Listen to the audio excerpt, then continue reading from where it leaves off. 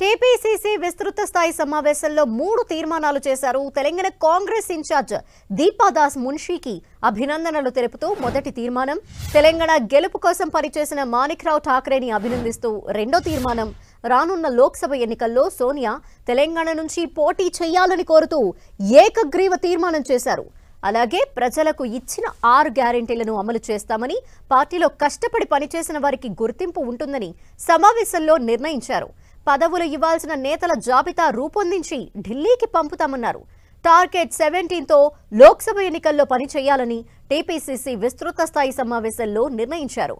BRS విమర్శలను తిప్పికొట్టాలన్నారు.